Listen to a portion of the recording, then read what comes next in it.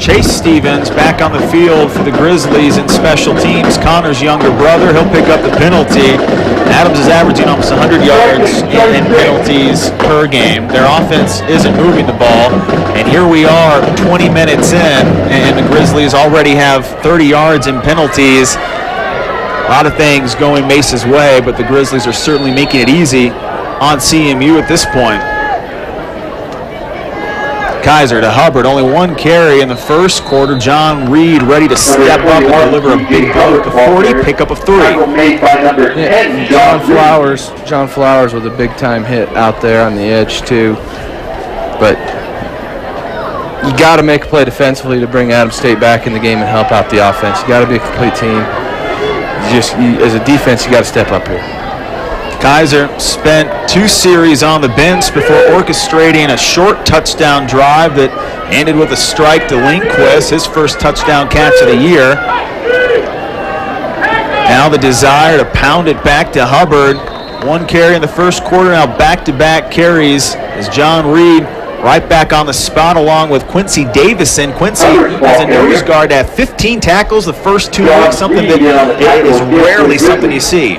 And they're real happy with Quincy. He's really played well, and he's a beast inside there at the nose. And it's tough to play a nose in a 3-4. You're double teamed a lot. They're always running outside of where you are, but he's making a living in there. Mesa just 1 first down conversion on 3rd down. They're 1 of 6. Grizzlies rush 3. Nice edge pressure. Getting rid of it late is Kaiser. And John Reed doing what he does best, covering in the flat. No answer for Mesa. They'll punt once again. John Reed's really played well the first 2 weeks of the season. He stepped up and really became a leader on this defense and helped fill some holes. They're very happy with what he's doing as well. He's 2nd in the conference in tackles, and his biggest game of the season last year as a freshman, it came in the finale in Grand Junction against Mesa. He forces another punt, and Algene just wants a chance to return one. Flag on the play as Steven has 5 Mavericks waiting for him on the spot. Lightning cackling in the distance over the San Juan Mountains as Adams State hoping to gain some of that electricity and put it on the field with their offense. Coach Heaton watches as another bubble is set up to Jude, and even if he caught it, it would have been a loss of 2. You got to get around those perimeter pin down screens, and a real physical example of what these Grizzlies stress with freshmen like DeJon Scott. Yeah, you got to defeat cut block, and get up there. Incomplete.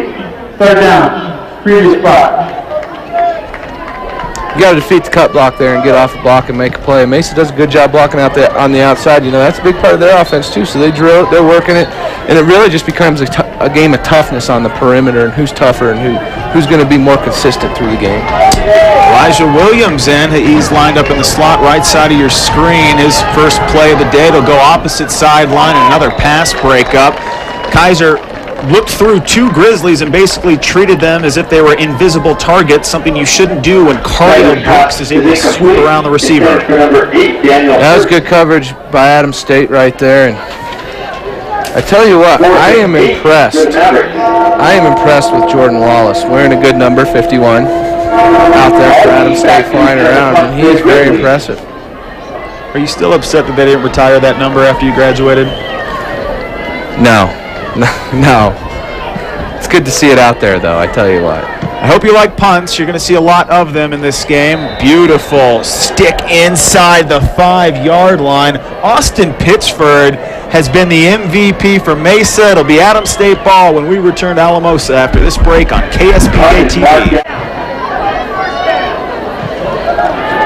Mesa will drop again. Hillman wanted to run, but he is squeezed tight by the edge. It's a sack by Colorado Mesa. Aquino didn't get the start tonight, but bringing his A game late in half number 1. Yeah, Aquino from Colorado Springs area, Palmer Ridge High School, went out to Kearney, followed Coach Martin back from Kearney to Colorado Mesa, and now playing for him. One of 6 guys who followed Coach Martin from the University of Nebraska, Kearney.